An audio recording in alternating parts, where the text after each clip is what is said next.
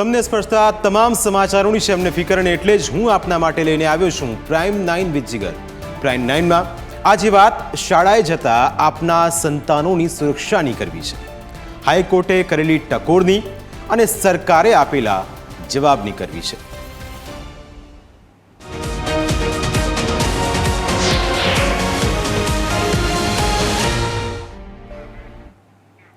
રાજકોટના અગ્નિકાંડ બાદ પ્રશાસન સતર્ક થયું। તમામ જગ્યાએ ફાયર સેફટીને લઈને ઝુંબેશ શરૂ કરાઈ, પણ ધીરે ધીરે આગ વધારે ભડકે બળી રહી છે। હાઈકોર્ટે આકરા પાણીએ અને સરકારને સવાલ કરી રહી છે।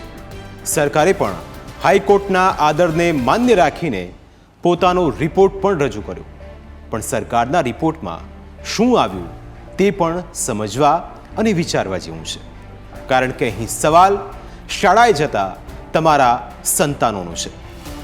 આ ચર્ચામાં અમારી સાથે જોડાશે GHAAના સેક્રેટરી હાર્દિક બ્રહ્મભટ્ટ, FSOSના દિલીપ પટેલ જે વડોદરાથી અમારી સાથે જોડાશે, અને અમારા લીગલ એડિટર જયેશ ચૌહાણ પણ અમારી સાથે આ ચર્ચામાં જોડાશે। પણ ચર્ચાને આગળ વધારીએ તે પહેલાં હું તમને ઇન્ટરેક્ટિવ વોલના માધ્યમથી એ સમજાવીશ કે આખરી સ્થિતિ કયા પ્રકારની છે। શું જે હાઈકોર્ટે આદેશ કર્યો તે આદેશનું અનુકરણ થઈ રહ્યું છે?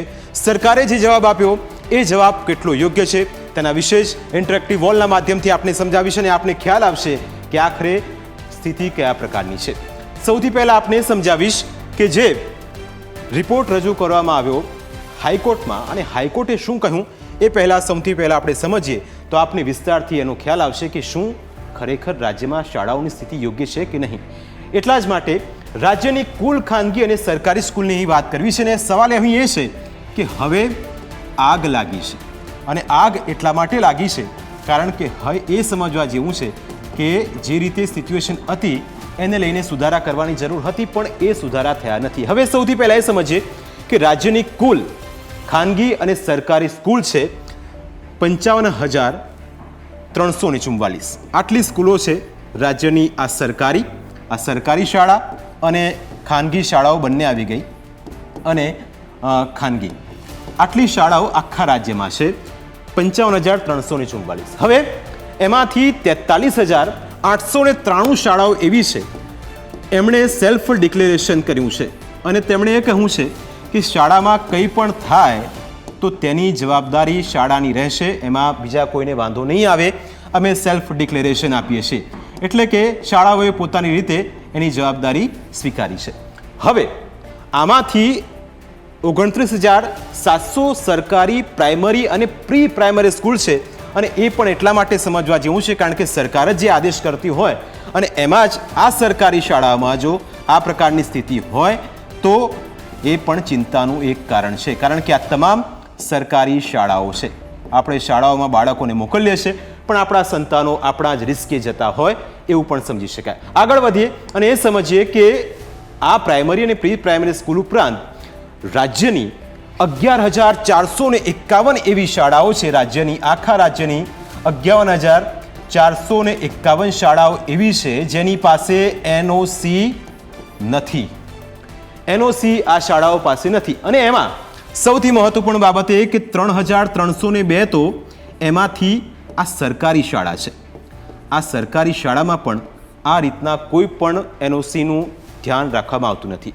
આ ઉપરાંત 9,563 સ્કૂલો પાસે જ માત્ર NOC છે, એટલે કે તમે સમજી શકો કે આપણે આ જે 55,344 શાળાઓ છે એમાંથી માત્ર 9,563 એવી શાળાઓ છે જેની પાસે NOC છે, એટલે આ એક સારી વાત કહી શકાય।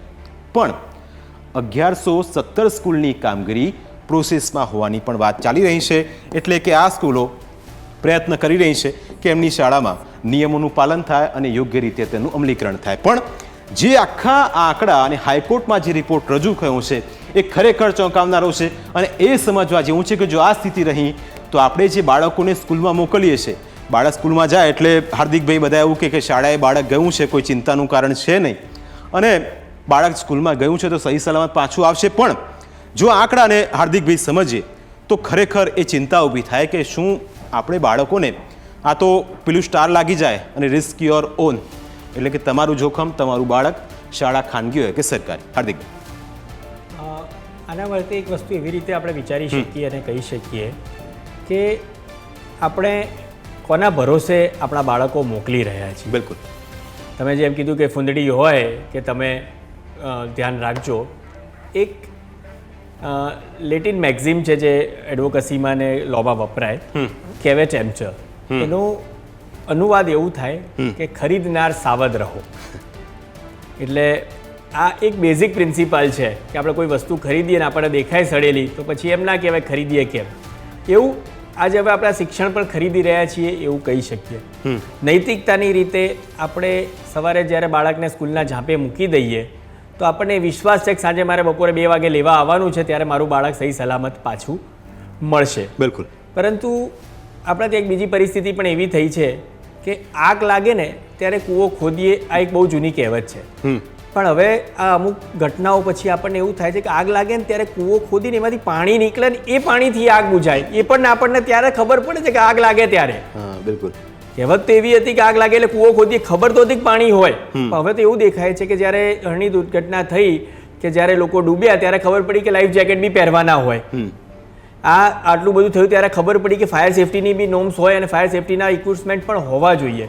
તો આજે આ પરિસ્થિતિ એવી થઈ છે કે જેની અંદર જે આંકડા રજીસ્ટર કરવામાં આવ્યા કોર્ટની અંદર, એની અંદર આપણને દેખાય છે કે 55,000 સ્કૂલો જે આપણે કર્યું ડિજિટ, એને ટકાવારીમાં ગણીએ આપણે તો 43,000 એટલે કે 80%, લગભગ 75થી 80% સ્કૂલોએ સેલ્ફ ડેક્લેરેશન આપ્યું છે. એનું હજી ઇન્સ્પેક્શન થયું કહેવાય નહીં, સેલ્ફ ડેક્લેરેશન. અને 11,000નું બાકી છે, 20%નું હજી તો બાકી છે અને બાકીના લગભગ 30-35% લોકો પ્રોસેસમાં છે. તો આમ જોવા જઈએ તો કદાચ 2-3% માણ એવા બચ્યા કે જેની પાસે ખરેખર આ ફાયર એનઓસી છે. બિલકુલ.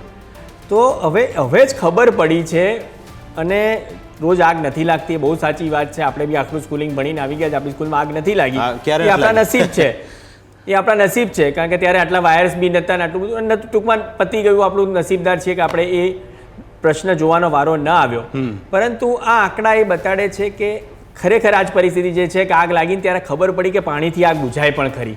અને આગ લાગશે તો ફાયર સેફ્ટીના નોર્મ્સવાળા બધા ઇક્વિપમેન્ટ જોઈશે પણ ખરી. બિલકુલ બિલકુલ. હવે સરકારે હવે શું કર્યું છે, સરકારે પણ જવાબદારી આપી છે. આપણી સાથે દિલીપભાઈ જોડાયા છે વડોદરાથી, તેમને જ સવાલ કરીશું. સાહેબ, હાઈકોર્ટ કહે કે આ રીતે કરવાનું છે, સરકાર પોતાનો જવાબ રજૂ કરે કે આ રીતે કરવાનું છે, પણ સવાલ એ છે કે જ્યારે આપ શાળામાં તપાસ કરવા માટે જાઓ છો ત્યારે શું ખરેખર સરકારની ગાઈડલાઈન, હાઈકોર્ટના સૂચનો એનું યોગ્ય રીતે પાલન થાય છે કે પછી બધું જ રામ ભરોસે હોય છે? કારણ કે રિપોર્ટ અને સરકારે જે હાઈકોર્ટમાં જે રિપોર્ટ રજૂ થયો એમાં તો મોટાભાગની શાળાઓ પાસે 9,000 કરતાં વધારે શાળાઓ છે, એની પાસે પરફેક્ટ એનઓસી છે. સર,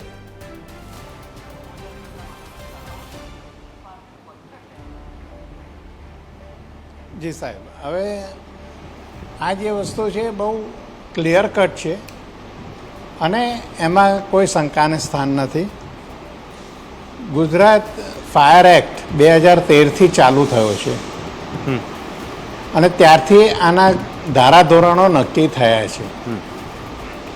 આ ધારાધોરણોમાં બહુ અગત્યનું પાસું તરીકે એનબીસી કોડને પણ સમાવેશ કરવામાં આવ્યો છે, જેને આપણે નેશનલ બિલ્ડિંગ કોડ કહીએ છીએ.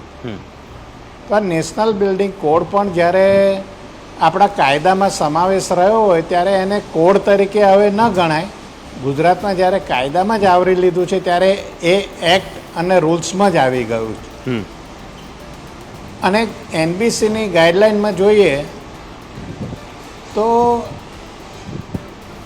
એજ્યુકેશન બિલ્ડિંગ કોને કહેવી એની વ્યાખ્યા આપેલી છે કે 20 બાળકોથી અથવા 20 વ્યક્તિઓથી વધારે જ્યાં કોઈ પણ જાતનું નોલેજ મેળવે છે એવી પ્રિમાઇસીસને આપણે સ્કૂલ બિલ્ડિંગ તરીકે ગણી શકીએ છીએ. પરંતુ મને દુઃખની વાત એ છે કે ઘણા બધાને એ જ ખબર નથી કે એનઓસી આપવા જઈએ છીએ ત્યારે મારે શું ચેક કરવાનું છે. બિલકુલ. એનઓસીમાં સૌથી પહેલાં એમાં 2 ટાઈપની સ્કૂલ છે. એનબીસીના એક્ટ પ્રમાણે B1 અને B2. આપના માધ્યમથી મારે થોડો સમય લઈને સમજાવવું છે, લોકોને જાગૃત કરવા છે કે આ બંને પ્રકારની સ્કૂલ, એટલે કે જેમાં સ્કૂલની અંદર સેકન્ડરી સુધીના બાળકો છે તે, અને બીજું સેકન્ડરીથી ઉપરના બાળકો છે એ B2માં આપેલા છે. તો આ વિદ્યાર્થીઓની ડેફિનેશન પ્રમાણે જો 20થી વધારે હોય અને જે કોલેજીસ પ્રિમાઇસીસ છે, હાયર એજ્યુકેશન છે, એમાં 100થી વધારે હોય એવા તમામ બિલ્ડિંગો એજ્યુકેશન બિલ્ડિંગ તરીકે ગણાય છે. બિલકુલ. પણ દિલીપ, કાયદામાં એ પણ કહ્યું છે. હા બિલકુલ, બહુ આપની વાત સ્પષ્ટ કહ્યું સાચી, છે આપની વાત સાચી બિલકુલ. કે કારણ કે હા. નિયમો આપે બતાવ્યા, એમાં સવાલ હવે એ જ થાય છે દિલીપભાઈ કે નિયમોનું પાલન થતું નથી. B1 હોય કે B2 હોય, પણ નિયમોનું જ્યારે પાલન કરવાની વાત આવતી હોય ત્યારે જયેશ એ થતું નથી. ને હા જયેશ, આ જેટલી પણ હાઈકોર્ટની સુનાવણી હતી એમાં જયેશ અમારા લીગલ એડિટર પણ આ ચર્ચામાં અમારી સાથે જોડાયા છે. જયેશ, આપને પણ સવાલ એ કરીશ, કારણ કે આ પ્રકારની જ્યારે સવાલ જવાબ થતો હોય, સરકાર પોતાનો પક્ષ રજૂ કરતી હોય, હાઈકોર્ટ પોતાનું વલણ સ્પષ્ટ કરતું હોય અને આદેશ પણ હાઈકોર્ટ એ રીતે આપે, આવી ઘટનાઓમાં શું સરકાર આ બાબતોને ગંભીરતાથી લે છે કે પછી હાઈકોર્ટે કહ્યું એટલે જોયું જશે, કારણ કે તુરંત જ કોઈ એક્શન રિપોર્ટ લેવામાં આવે છે કે પછી થતી અને ચલતી એવું ચાલતું રહે છે? જીગર, આજે સુનાવણી જાહેર રીતની ચાલી રહી છે, કોરોના કાળ બાદથી ચાલી રહી છે કે જ્યારે હોસ્પિટલોમાં આગ લાગી અને ત્યારબાદ સદંતર તબક્કાવાર છે ત્યાં સુનાવણીઓ ચાલી, જેમાં હોસ્પિટલોથી લઈ ગેમિંગ ઝોન સહિતની તમામ જે દુર્ઘટના બની ત્યારબાદ ગેમિંગ ઝોનનો એમાં સમાવેશ કરવામાં આવ્યો, હરની ઘટના બની એટલે એડવેન્ચર જે પાર્ક હતા તેનો સમાવેશ કરવામાં આવ્યો. હવે હાઈકોર્ટે કહ્યું ત્યારબાદ સરકારને યાદ આવ્યું કે આપણું કામ એ પણ છે કે કેટલી સ્કૂલોમાં ફાયર સેફટી છે કે નહીં તેનું ચેકિંગ કરવું પડે, જે મોક ડ્રીલો કરવાની હોય એ દર 6 મહિનામાં એક વખત સ્કૂલમાં કરવી પડે. આ તમામ નિયમો પહેલાંથી બનેલા હતા, પરંતુ જ્યારે હાઈકોર્ટ ફટકાર મારે છે ત્યારબાદ સરકારને છે તે યાદ આવે છે તેની કામગીરી. એટલે હવે એવું થઈ રહ્યું છે, ગઈકાલે સરકારે એવું પૂછ્યું હતું કે ફાયર વિભાગમાં કેટલી જગ્યાઓ ખાલી છે, તો પછી સરકારે એ બાદ ભરતી પ્રક્રિયા છે તે જાહેર કરી અને કહ્યું કે આ તમામ જગ્યાઓ ઉપર ભરતી પ્રક્રિયા ચાલી રહી છે. જ્યારે કે ફાયર ચીફ ઓફિસર કે જે મેન માનવામાં આવે છે તેની જગ્યા પણ અત્યારે ઇન્ચાર્જમાં છે. તો ત્યારબાદ ગઈકાલે હાઈકોર્ટે એ પ્રકારે વાત કરી કે તમે ભરતી કરો છો તો તમારી પાસે જે ઇન્ફ્રાસ્ટ્રક્ચર હોવું જોઈએ છે કે નહીં. તો ત્યારબાદ સાંજે મુખ્યમંત્રી ભૂપેન્દ્ર પટેલ દ્વારા 63 કરોડના આ ઇક્વિપમેન્ટ ખરીદવા માટેની ગ્રાન્ટ છે તે મંજૂર કરવામાં આવી. એટલે હવે ક્યાંક એવું લાગી રહ્યું છે કે ન તો લોકો છે તે જાગૃત થઈ રહ્યા છે કે ન તો સરકાર જાગૃત થઈ રહ્યા છે. હાઈકોર્ટ જ્યારે સવાલ કરે છે ને ત્યારબાદ એની ઉપર એક્શન છે તે લેવાય છે, ત્યારે આ પ્રકારની સ્થિતિ છે હાલ ગુજરાતમાં જોવા મળી રહી છે. જે પ્રકારે ગઈકાલે આંકડાઓ સ્કૂલના અને જે ફાયર વિભાગમાં ખાલી જગ્યાઓ પડેલી છે તેના ઉપરથી લાગે છે. બિલકુલ દિલીપભાઈ, આપણે ફરી આપની પાસે આવીશ, કારણ કે એ સમજવું છે. હવે તો હમણાં શરૂઆત કરી હાર્દિકભાઈ સાથે, તેમને પણ એ સવાલ કર્યો કે હવે શાળાએ જે બાળક જાય છે ને, પહેલાં એવું હતું બસમાં જાય તો તમારું જોખમ, તમે શાળાએ તમારા બાળકને મોકલો છો તો બસમાં જતું હતું તો બસમાં એવું કે તમારું રિસ્ક રહેશે. શાળામાં જતું રહ્યું, એમાં શાંતિ એશિયાટિક સ્કૂલની જ ઘટના તમને યાદ અપાવી દઉં. એસીમાં બ્લાસ્ટ થઈ ગયો, બાળકોને ખબર ના પડી, બીજા દિવસે વાલીઓ હોબાળો કરીને ગયા ને ત્યારે ખબર પડી કે એસીમાં જે આગ લાગી હતી તે એમણે કૂચડો વગાડી દીધો છે. એટલે હવે આપ જ્યારે ઇન્સ્પેક્શનમાં આ પ્રકારના જતા હશો અને તપાસ કરવા માટે જતા હશો તો આવી શાળાઓ સામે કડક પગલાં કેમ લેવાતા નથી? 3-4 દિવસ શાળાઓ બંધ રહે, એવું કહેવામાં આવે કે ઓનલાઈન શિક્ષણ થઈ જશે, પણ અહીં તો 3-4 દિવસનો સવાલ નથી, આ બાળકોના જીવ પર સૌથી મોટું એક જોખમ દિલીપભાઈ કહી શકાય.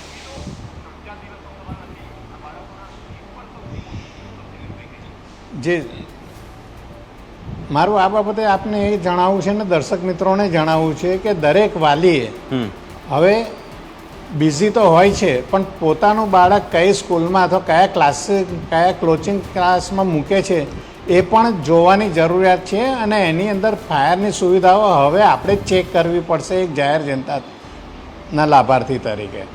સરકાર એનું કામ કરે છે, પણ સરકાર જે કરે છે એની અંદર માત્ર ને માત્ર દેખાવો જ છે ફાયર ડિપાર્ટમેન્ટનો. જો ફાયર ડિપાર્ટમેન્ટે 2013થી આજ સુધીની બધી NOC વ્યવસ્થિત આપી હોત તો મને લાગે છે કે આજની કોઈ પણ શાળા, સ્કૂલ, હોસ્પિટલ કોઈ પણ જગ્યાએથી આ બૂમો ના આવત. બિલકુલ. હાલમાં જે ફાયર FSO તરીકે જે બધાને સિલેક્ટ કરીને કામગીરી સોંપી છે, ઘણા બધા ફાયર ઓફિસર સારા છે અને એમને પોતાને દુઃખ થાય છે કે અમે જ્યાં ઇન્સ્પેક્શનમાં જઈએ છીએ તે ઇન્સ્પેક્શનવાળી સ્કૂલ અથવા કોચિંગ ક્લાસીસ જ્યાં જઈએ છીએ ત્યાં કોઈ સુવિધાઓ છે નહીં, તો એમને પરમિશન કેવી રીતે? બિલકુલ, આ પરમિશનનો સવાલ છે. હાર્દિકભાઈ, પરમિશન રદ કરીએ છીએ બિલકુલ, તો પણ હાર્દિકભાઈ આપણી સાથે રાજકોટની અગ્નિકાંડની, દિલીપભાઈ આપને વચ્ચે રોકીશ.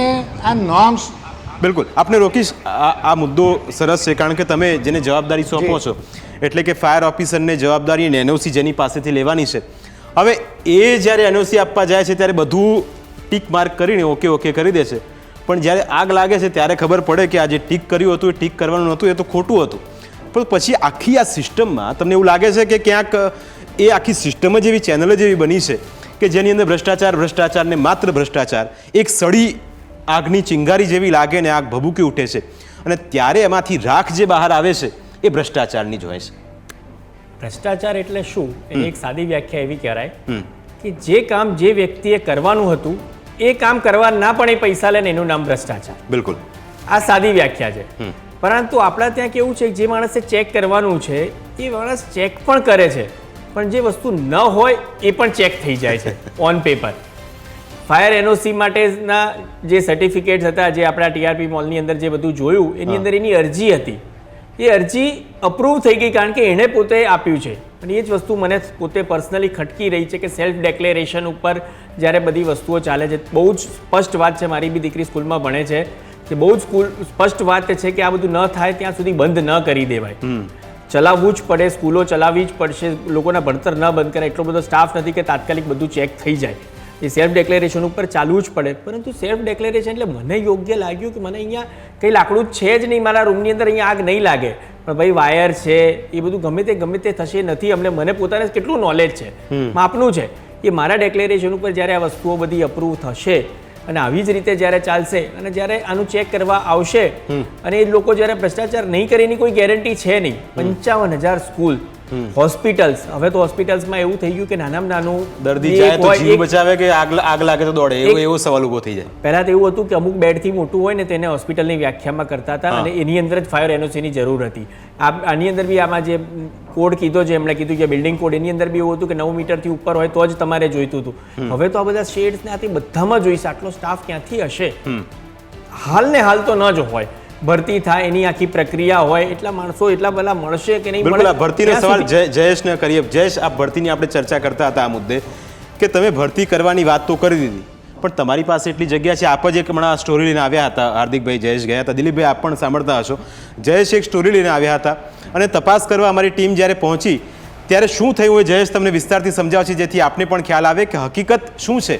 ભરતી કરવાથી કામ પૂરું થતું નથી, પણ જે જગ્યાએ જે જરૂર છે એ વસ્તુ પણ હોવી જરૂરી છે. જયેશ જી ચોક્કસથી જીગર, જે પ્રકારે આ જે ઘટના ફાયરની બની હતી ટીઆરપી ગેમ ઝોનને, ત્યારબાદ એક સવાલ છે તે આપણા મગજમાં એ આવ્યો હતો કે શું તમામ જિલ્લાઓમાં અને જે નગરપાલિકાઓ છે ત્યાં પણ આ પ્રકારની સ્થિતિ છે, ત્યાં પણ પૂરતા ફાયર ફાઇટરો છે કે નહીં? ત્યારે આપણે જે અમદાવાદની નજીક આવેલું છે સાણંદ નગરપાલિકાનું જે ફાયર સ્ટેશન કે જે છેલ્લા ઘણા વર્ષોથી છે તે બનીને ઊભું થયેલું છે, ત્યાં તમામ સુવિધાઓ છે, એની બિલ્ડિંગ છે, ત્યાં તમામ ઇક્વિપમેન્ટ પણ આપેલા છે, ફાયર ટેન્ડર છે તે પણ આપેલા છે, પરંતુ આ તમામ કાટ ખાઈ રહેલા છે. છેલ્લા કેટલાય વર્ષોથી તેનું તાળું નથી ખુલ્યું. જે ઓફિસ છે તેની નીચેની જે ટાઇલ્સો છે તે ઉઠીને ઉપર આવી ચૂકી છે, પરંતુ ત્યાં માત્ર ને માત્ર કોઈ અધિકારીઓ નથી. એટલા માટે આ કરોડોના ખર્ચે જે બિલ્ડિંગ બનાવવામાં આવ્યું છે, જે તમામ ઇક્વિપમેન્ટ લેવામાં આવ્યા છે તે ધૂળ ખાઈ રહ્યા છે. ત્યારે હવે સવાલ એ છે કે જે પ્રકારે ગઈકાલે સરકારે એફિડેવિટ કર્યું ને તેમાં જુનાગઢ હોય કે ભાવનગર હોય, વડોદરા હોય કે ત્યાં 50%થી વધુ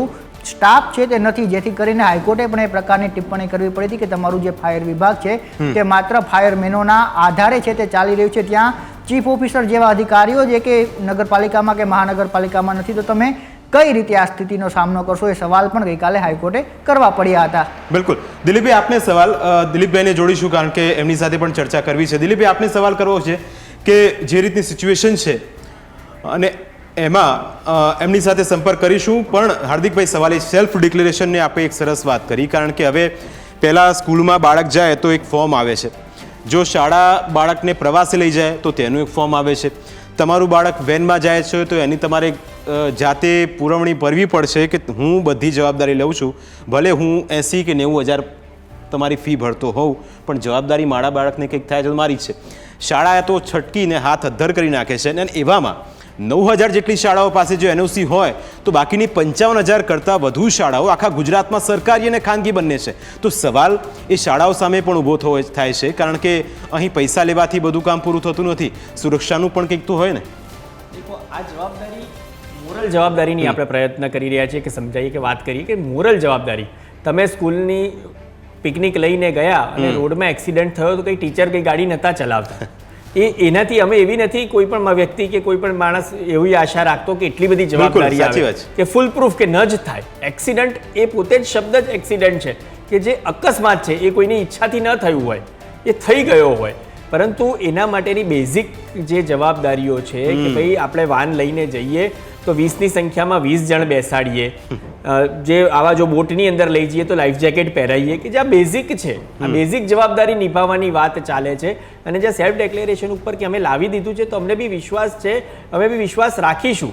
જ્યારે આપણે બસમાં બેસીએ છીએ ત્યારે આપણે ડ્રાઈવરના ભરોસે જ બેસીએ છીએ ને, એટલો વિશ્વાસ તો રાખવો રહ્યો ને એટલી સમજ બી છે દરેક વાલીને કે દરેક વ્યક્તિને કે ભાઈ એ વિશ્વાસથી આપણે ચાલીશું. પણ બસ એટલી જ પ્રાર્થના છે કે એ વિશ્વાસ ટકી રહે અને એ લોકોએ જે વિશ્વાસ આપ્યો છે એ સાચો આપ્યો હોય. બિલકુલ દિલીપભાઈ, આપને સવાલ, વિશ્વાસ ટકવો ખૂબ મહત્વની વસ્તુ છે. સરકાર કહે છે કે અમે કામ કરીએ છીએ, હાઈકોર્ટના તમામ આદેશોનું પાલન કરવામાં આવે છે, શાળાઓ કહે છે કે જેટલું મને અમારાથી એટલું કરીશું, પણ આમાં સરવાળે જો કંઈક થાય તો જેને તકલીફ થવાની છે એ સંતાનનો પરિવાર જ છે, એને જ તકલીફ થશે.